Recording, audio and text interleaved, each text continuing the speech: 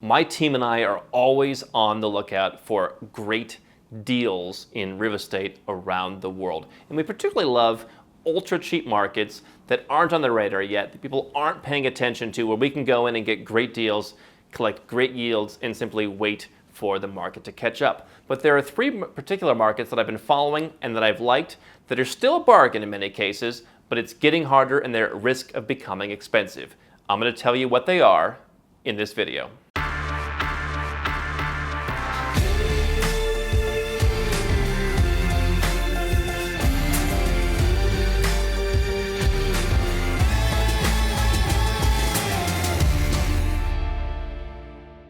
Hey guys, I'm Andrew Henderson, and if you'd like to learn how Nomad Capitalist can help you legally reduce your taxes, get a second passport, and find great new places to invest your wealth, you can learn more about how we can help you at nomadcapitalist.com.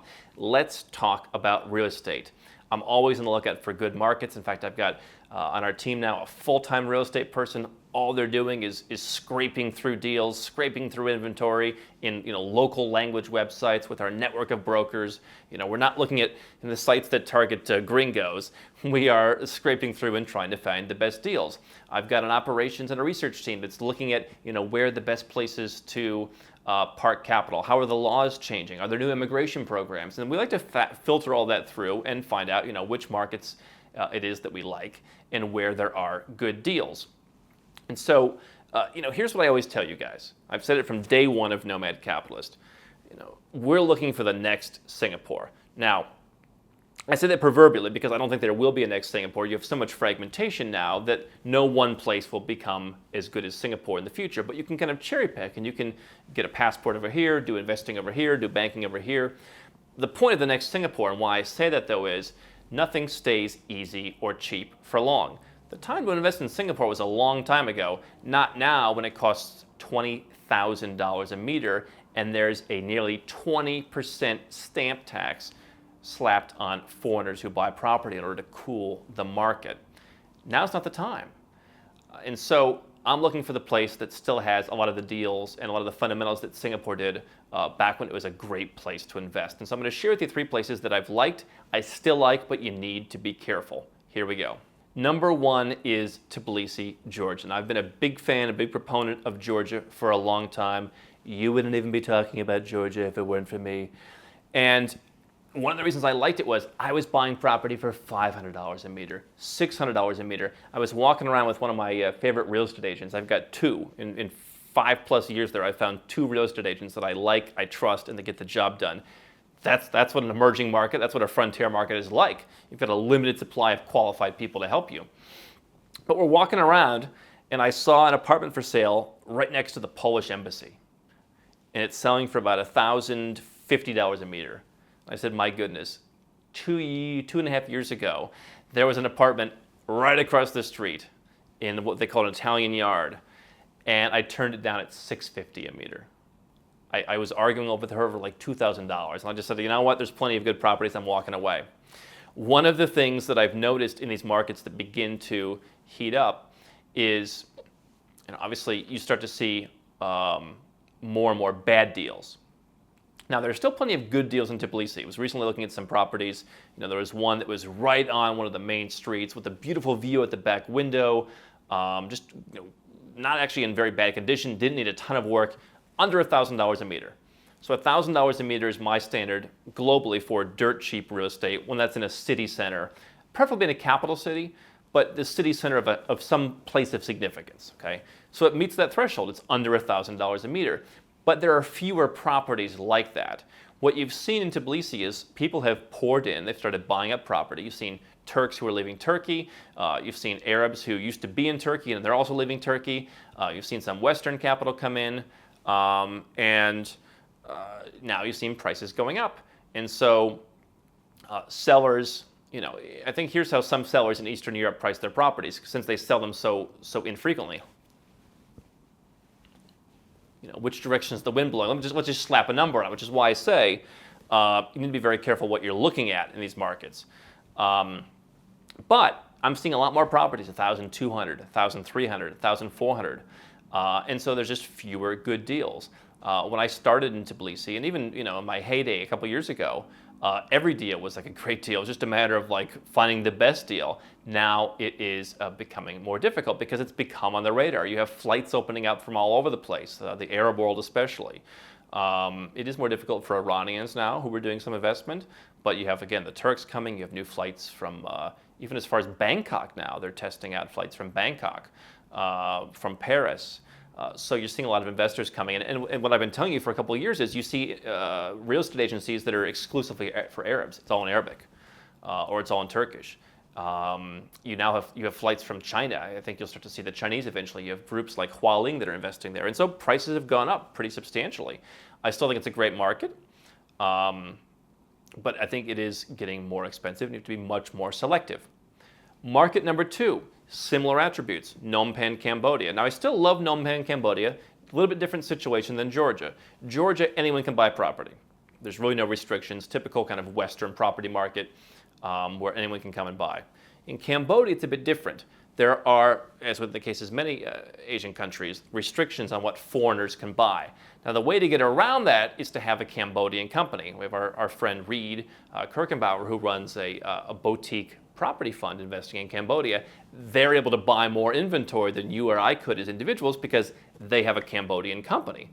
Now, the challenge of that is, they're dealing in millions of dollars. If you or I want to buy an apartment, it's not worth the cost of hiring an accountant, which isn't cheap. Again, lack of qualified labor, just not as much supply. So therefore, the good accountants charge more, especially if they speak English.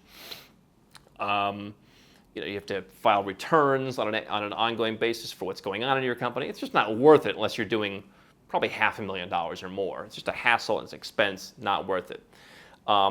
The challenge in Cambodia is there are still great deals on shop house apartments in great locations in the city center. But here's the problem also. What you have is basically these village chiefs who are responsible for signing off on the deal. They don't really want to sell to foreigners either. They want you to have a company. So that doesn't make sense. There's one area, I think that the village chief is still kind of cool with it. It's not particularly my favorite area, but it's probably not a bad investment area.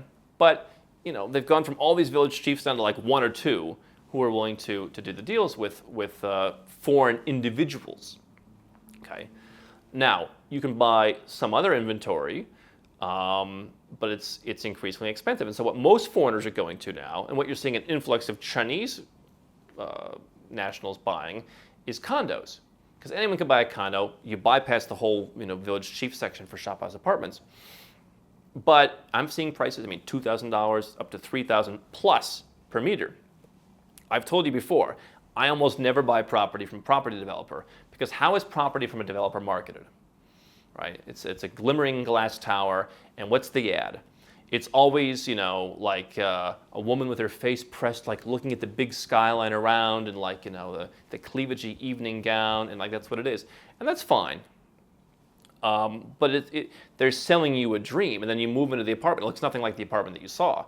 I'm all for marketing, but you see this beautifully decorated thing with the woman at the window, and then you move in, and it's very basic, and there's no woman at the window.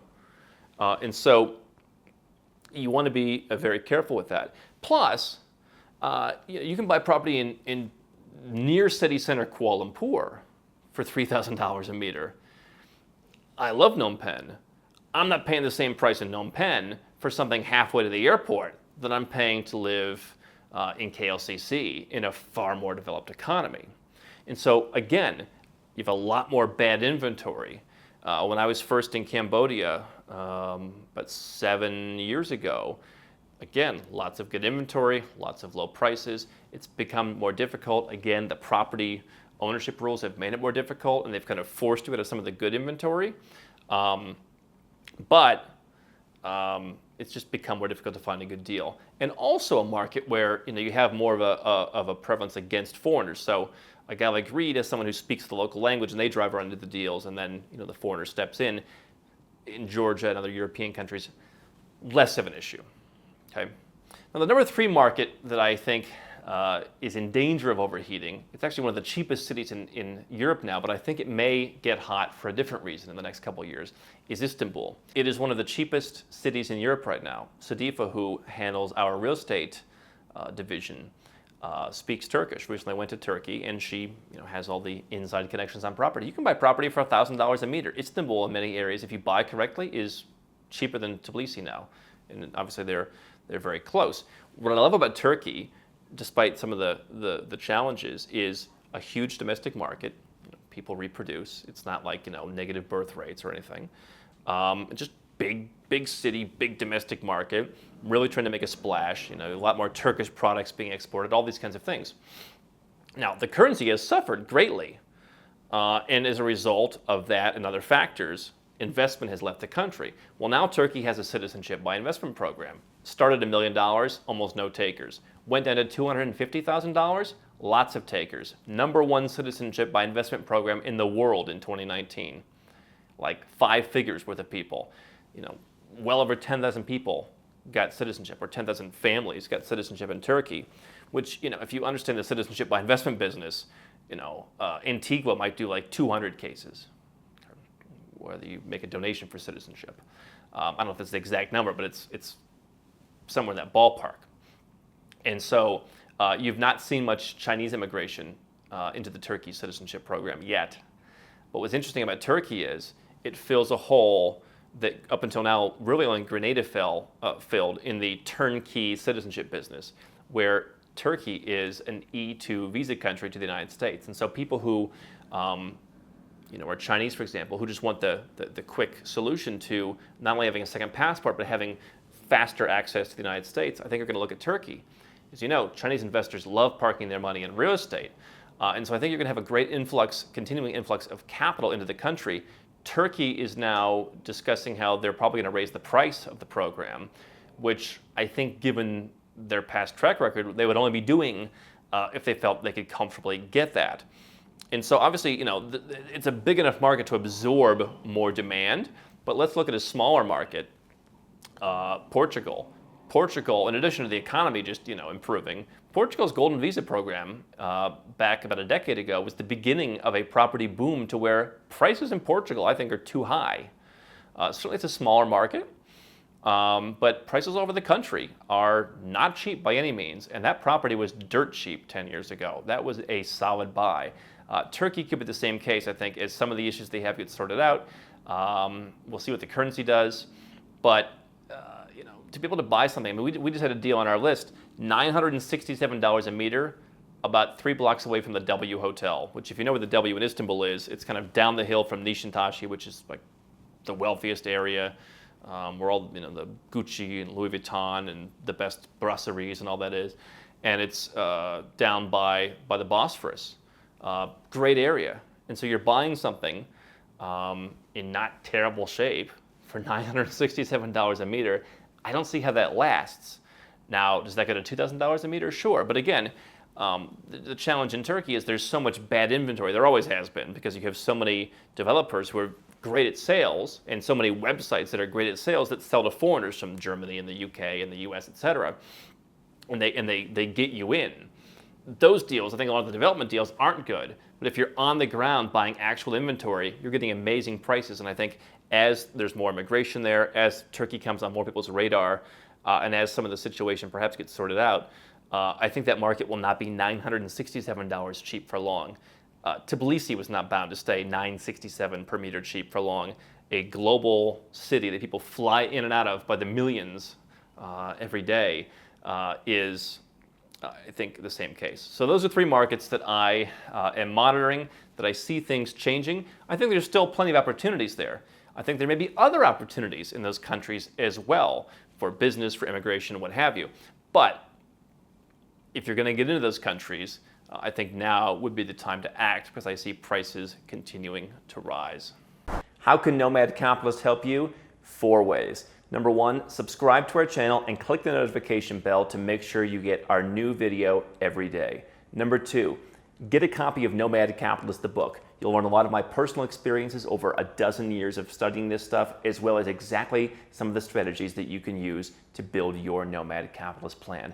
Number 3, if you're not sure where to start, but you want to come and learn from my team and I, you want to come and mingle with like-minded people, learn more about our live conference, Nomad Capitalist Live. It's coming up soon. And number 4, if you want some help right now because you've got a burning issue, you need something solved, you want to lower your taxes, get a second passport, or build the Nomad Capitalist lifestyle of your dreams, go to nomadcapitalist.com and click on Become a Client.